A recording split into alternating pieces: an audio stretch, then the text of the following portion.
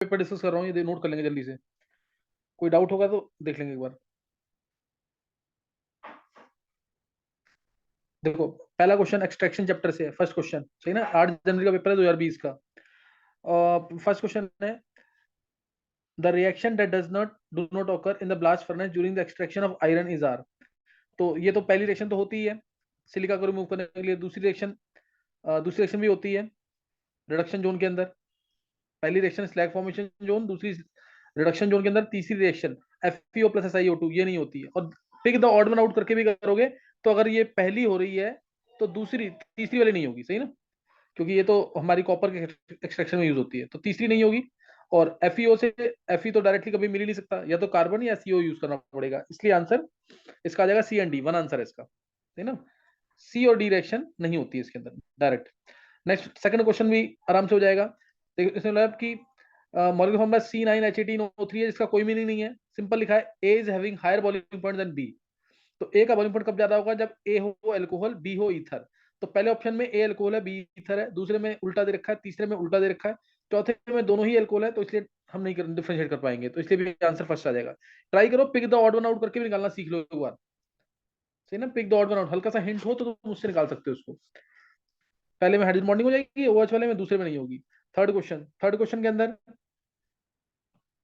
देखो, third question में बोला है इसने consider the following plots of rate constants versus 1/t for four different reactions, which the following order is correct for the activation energies of these reactions। तो इसमें तुम्हें पता है स्लोप जो है directly proportional to activation energy होता है। Slope is equal to, negative में बात कर रहा हूं मैं, स्लोप क्या होता है इसका? लॉग के, तुम्हें याद होगा K is equal to A e raise to minus E/RT होता है, तो लॉग के निकालोगे तो log A minus EA/2.303 RT आएगा। तो स्लोप आ गया इसका माइनस EA/2.303 R।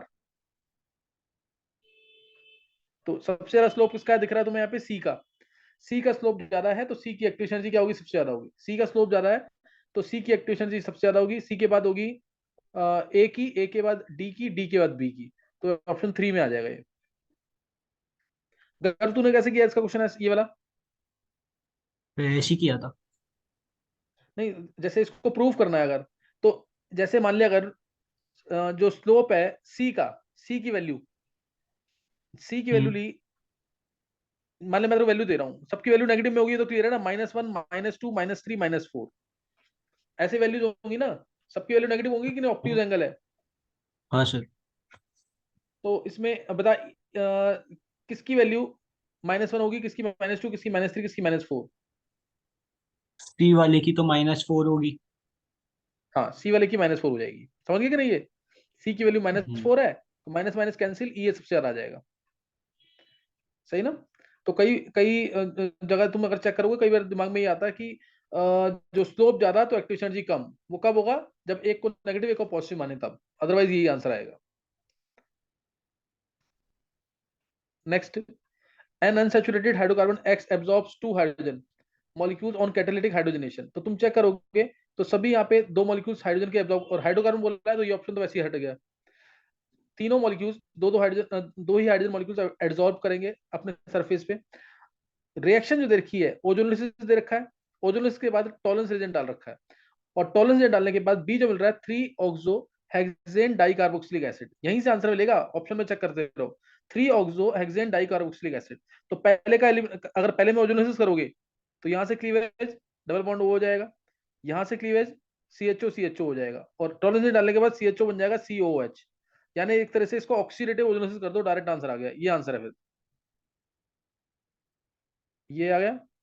और यहाँ पे डबल बॉन्ड O, और यहाँ पे COOH, यहाँ COH। अब इसके नेमिंग कर लो एक बार, 1 2 3 4 5 6, यही तो है answer, 3 oxo hexane 1 6 di carboxylic acid. Direct question था, कोई इजी क्वेश्चन है ये। The increasing order of atomic radii of the following elements is. तो दिख ही रहा है यहाँ पे, ब्रोमीन सबसे बड़ा होगा, फिर क्लोरीन होगा, फिर पीरियड में जाते हैं तो साइज छोटा होता है, तो कार्बन, फिर ऑक्सीजन, फिर फ्लोरीन। तो पहले ब्रोमीन फिर क्लोरीन, पहले ब्रोमीन फिर क्लोरीन, कहीं दिख रहा है ई सबसे ज्यादा फिर डी। तो आंसर आ रहा है डायरेक्ट, शायद ये फोर्थ आंसर है, सही ना? पीरियड में साइज छोटा होता है, ग्रुप में साइज बढ़ता है। Kjeldahl's method can not be used to estimate for the following compounds. तो जल्डाल्स मेथड तुम्हें बता रखा है, ये क्वेश्चन बहुत ही इंपॉर्टेंट है। कब कब यूज नहीं कर, जल्दाज मेथड नाइट्रोजन के एस्टिमेशन के लिए यूज होता है, और इसकी लिमिटेशन क्या थी, नाइट्रोजन अगर अपने साथ आ रहा है एजो कंपाउंड में तो यूज नहीं कर पाएंगे, बॉन्ड स्ट्रॉन्ग होगा। एन जब ओ के साथ आ रहा है तब यूज नहीं कर पाएंगे, और तीसरा एन जब रिंग में फंसा हुआ है। इन तीन केसेस में जल्दाज मेथड यूज नहीं होता, तो तीन में से एक केस दे रखा है इसने NO2 वाला, तो इस केस में जल्दाज मेथड यूज नहीं होगा, बाकी सब में तो यूज हो जाएगा। नेक्स्ट है, major product of the B in the following sequence of reactions is, major product B पूछा हुआ इसके अंदर, मेजर प्रोडक्ट बी। देखो इसके अंदर पहले B2H6TH, वही B2H6 यानी हाइड्रोपोरेशन ऑक्सीडेशन किया हुआ है। कर्व इसको थोड़ा सा अगर और एक्सपेंड कर सकते तो कर दे एक बार।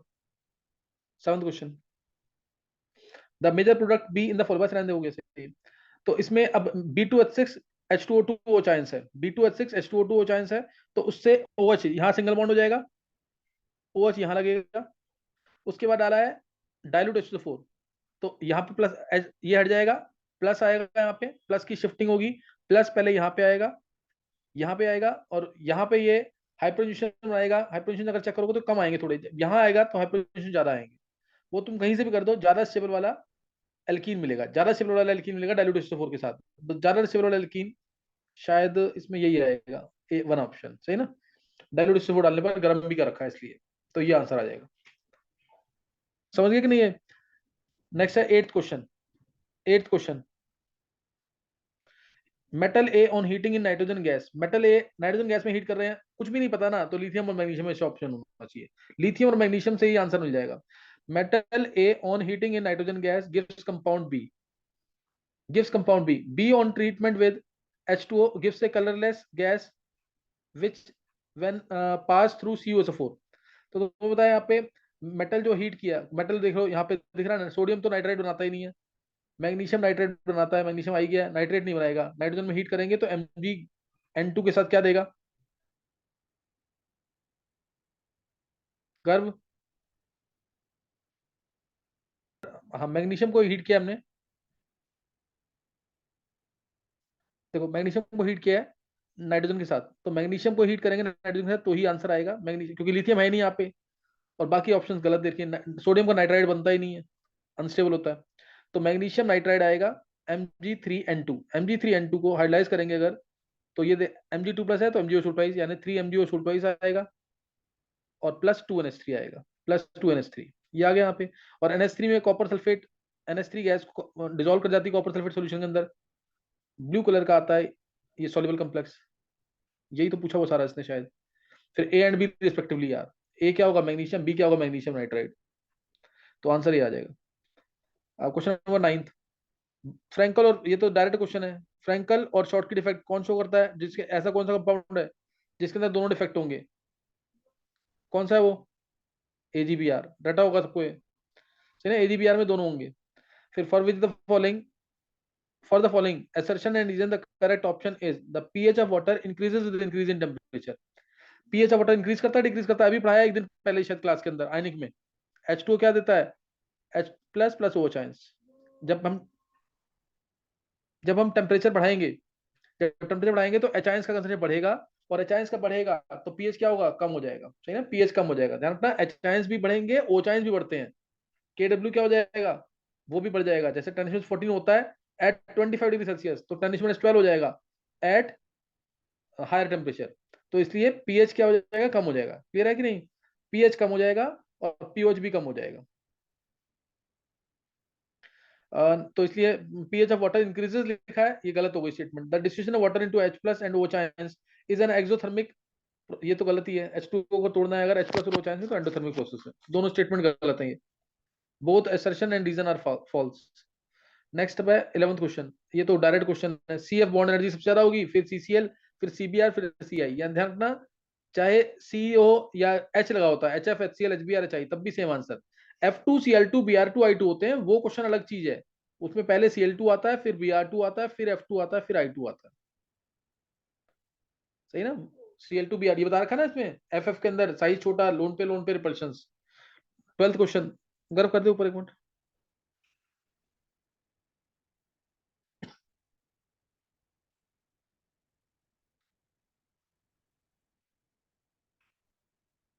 Question number 12,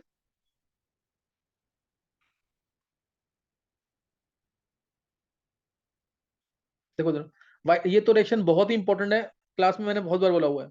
white phosphorus on reaction with concentrated NaOH in inert atmosphere of CO2, P4 plus NaOH अगर आएगा प्लस H2O इन इनर्ट CO2, तो क्या बनता है PH3 प्लस NaH2PO2। याद होगा तुम्हें, बहुत ही इंपॉर्टेंट रिएक्शन है। PH3 white phosphorus burns in alkali in inert atmosphere of CO2 giving phosphine gas sodium hypophosphite। ये देगा phosphine gas and compound X, compound X NaH2PO2 है। X on एसिडिफिकेशन, अगर इसको एसिडिफिकेशन करेंगे H प्लस में तो बन जाएगा H3PO2 with HCl। ये बन गया H3PO2। अब H3PO2 की बेसिसिटी पूछी है, स्ट्रक्चर तुम्हें पता ही है इसका। H3PO2 का रिड्यूसिंग होता है सबसे ज्यादा ऑक्सो एसिड्स के अंदर, एक OH है, बेसिसिटी 1 हो जाएगी, या प्रोटिक नेचर इसका 1 हो जाएगा। सेकंड आंसर आ जाएगा। द रेडियस ऑफ सेकंड बहुत orbit, direct formula based question है। 0.529 n स्क्वायर बाय जेड होता है, 0.529 को ए नॉट मानते हैं, n square by Z second orbit है, सेकंड ऑर्बिट है तो 0.529 को ए नॉट माना, 4 बाय जेड, जेड की वैल्यू 3 होती है लिथियम 2 प्लस के लिए, तो 4 ए नॉट बाय 3 फोर्थ आंसर है। डायरेक्ट फॉर्मूला बेस्ड क्वेश्चन है।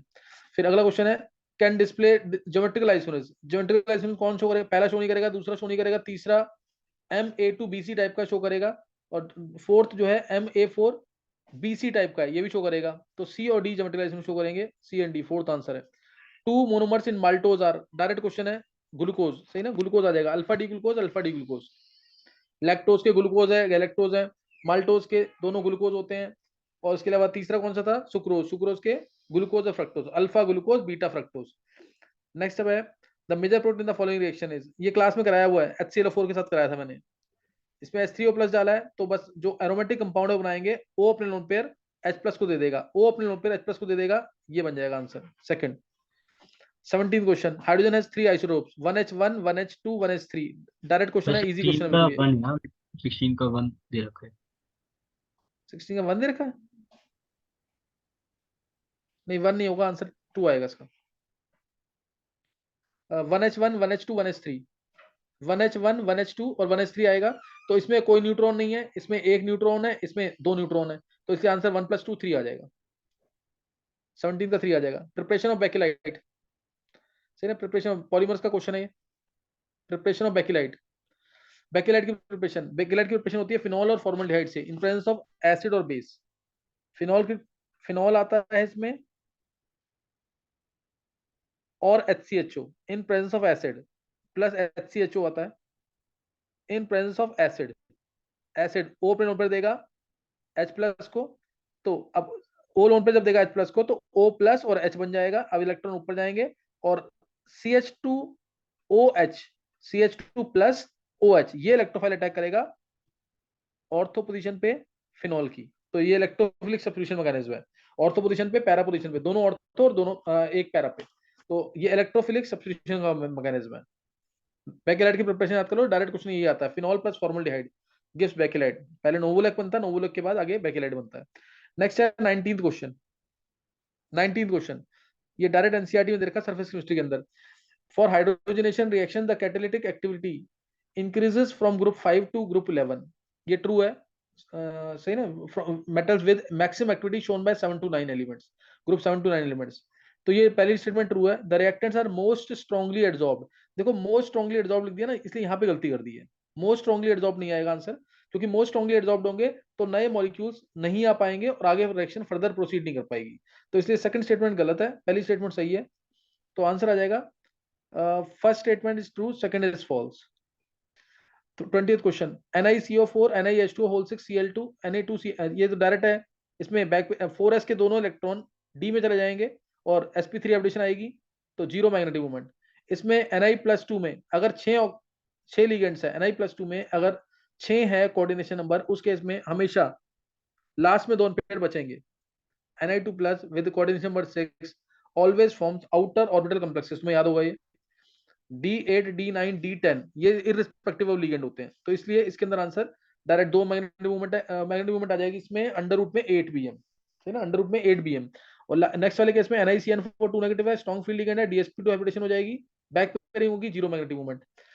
PdCl2, PD तो 4d का एलिमेंट है, 4d में हमेशा बैक पेयरिंग होती है इररिस्पेक्टिव ऑफ द लिगेंड, तो ये भी DsP2 आएगा। इससे आंसर A C D तीनों की मैग्नेटिक मूवमेंट लगभग जीरो, B की मैग्नेटिक मूवमेंट ज्यादा होगी, तो आंसर 1 आ जाएगा। 21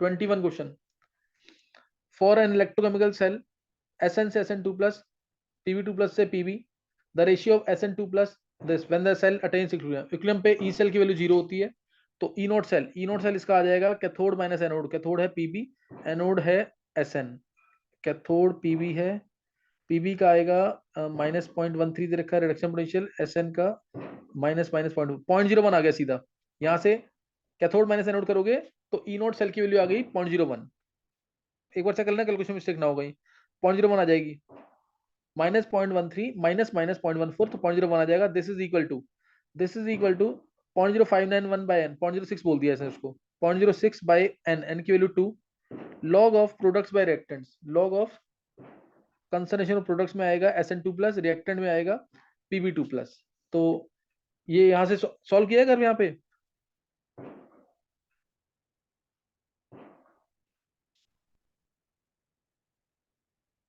ये सर सॉल्व 10 किया की इसके पावर आगे, 1/3 आ सर 10 की पावर 1/3 आ रहा था। हाँ 10 की और 1/3 यानी 2.13 के आसपास आ जाएगा, सारी वैल्यूज गिवन है हाँ यहाँ पे, ये 0.03 है ही, 0.03 यानी 1/3, हाँ 10 की और 1/3 वो तो आ ही रहा है ना, क्यूब रूट ऑफ 10 आ जाएगा आंसर, तो 2.13 आंसर आता है इसको कुछ। फिर नेक्स्ट क्वेश्चन हाँ जो है 22 2.1। क्वेश्चन, 22 क्वेश्चन देखो, 22 क्वेश्चन है, एट कांस्टेंट वॉल्यूम, ये कितना मोल है, 4 मोल है ना, at constant volume 4 mole of an ideal gas when heated from 300 to 500 kelvin, 4 mole ideal gas है, गर्म किया 300 से 500 केल्विन तक, इंटरनल एनर्जी चेंज हो रही है 5000 जूल से, इंटरनल एनर्जी चेंज हो रही है 5000 जूल से, तो कांस्टेंट वॉल्यूम पे पूछा हुआ है, मोलर हीट कैपेसिटी पूछी है, सीवी की वैल्यू पूछी हुई है, एक मोल के लिए डिफाइंड होता है और एक केल्विन के लिए, तो डिवाइड कर देंगे सीधा, 5000 दे रखा है, चार, अगर 200 केल्विन टेम्परेचर बढ़ाना है तो 5000 जूल एनर्जी देनी है, एक केल्विन बढ़ाने के लिए 5000 बाय 400, 5000 बाय 400, और 4 मोल के लिए, एक मोल के लिए कितना होगा, बाय 4 कर देंगे इसको, तो ये 5000 डिवाइड बाय, ये 200 है ना, तो 5000/800 आंसर आ जाएगा, 5000/800, यही है ना, यस सर। तो 50/8, 6.25, डायरेक्ट क्वेश्चन था ये भी, ये डायरेक्ट हो जाता क्वेश्चन। नेक्स्ट क्वेश्चन है 23rd क्वेश्चन है, NaClO3 NaClO3 is used even in spacecrafts to produce O2. The daily consumption of pure O2 by a person is 492 liter at 1 atmosphere and 300 Kelvin. सही है, how much amount of NaClO3 in grams is required to produce O2 for the daily consumption of a person at 1 atmosphere 300 Kelvin. NaClO3 plus Fe gives O2 plus, यानी जो NaClO3 के का मास होगा या moles होंगे, moles जो इसके होंगे वही मोल्स आएंगे O2 के, वही मोल्स आए, हाउ मच ऑफ NaClO3 पूछा ना, O2 के मोल्स आ जाएंगे पी वी से, पी वी लगा के इसके मोल्स निकाल लिए, इसके मोल्स आ जाएंगे पी वी से, जो मोल्स इसके आएंगे वही मोल्स इसके होंगे, और जो मोल इसका आएगा, मास कितना है इसका इनटू मास कर देना, यही किया है क्या, तो ये कर नहीं पाया था, टाइम खत्म हो गया। कुछ समझ आ गया तरीका क्या बोला मैंने, यस इसके O2 के मोल्स निकाल लेंगे, सही ना, O2 के मोल्स निकाल लेंगे, जो O2 के मोल्स आएंगे वही NaClO3 के मोल्स होंगे, और जो इसका मोल आ जाएगा उसको मास में कन्वर्ट कर लेंगे, इसके मोलर मास से मल्टीप्लाई करके। नेक्स्ट क्वेश्चन जो है, in the following sequence of reaction the maximum number of atoms present in molecule C in one plane is, A जो है लोएस्ट मोलिकुलर वेट एल्काइन है, तो ये तो पता ही, इथाइन ही होगा, इथाइन, ये तो तुम रोज कर रहे हो कन्वर्जन के अंदर, इथाइन को रेडिएट आयरन ट्यूब से, कॉपर ट्यूब से पास करेंगे तो बन जाएगा बेंजीन, बेंजीन में CH3Cl डालेंगे, नेम रिएक्शन फ्लूइड का वैल्केलेशन है, तो आ जाएगा टोल्यून, टोल्यून आ गया, तो ये स्ट्रक्चर है टोल्यून का, ये स्ट्रक्चर देखेंगे C, ये H सेम प्लेन में, एक H तुम्हारी तरफ और एक H तुमसे दूर जाता हुआ, तो इसमें कितने एटम सेम प्लेन में, तुम चेक कर लो उसमें कितने एटम सारे सेम प्लेन में, तो 13 आ गए। 13 आ जाएंगे, बस ये वाला H छोड़ देना और ये वाला H छोड़ देना, एक पीछे की तरफ है टेट्राहेड्रल है ना कार्बन, एक H पीछे की तरफ, एक H आगे की तरफ। Last question, complexes Ml5 of metals nickel and iron have ideal square pyramidal, ideal square pyramidal यानी ये होगा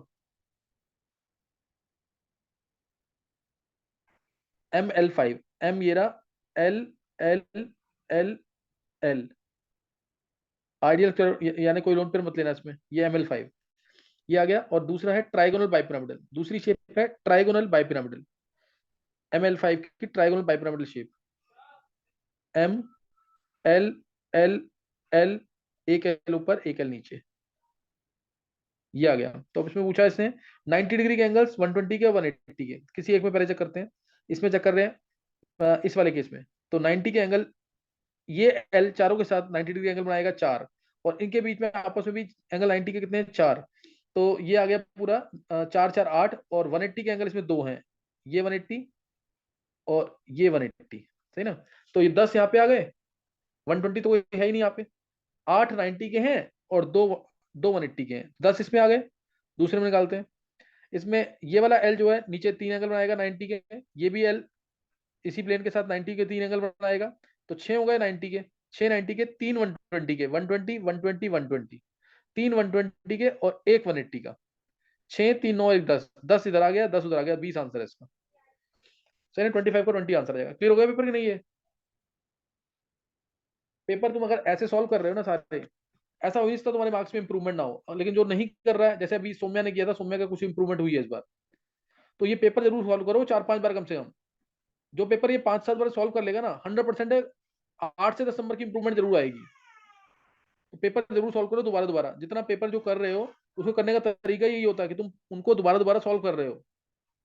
मतलब पेपर हो गया तुमने करके छोड़ दिया, कोई फायदा नहीं है, या अच्छे क्वेश्चंस को नोट डाउन करो, कुछ ऐसे करो, ये सही तरीका करने का पेपर को। सही ना, इनको कर लेना, अगर मेरे को रिकॉर्डिंग भेज देना अभी।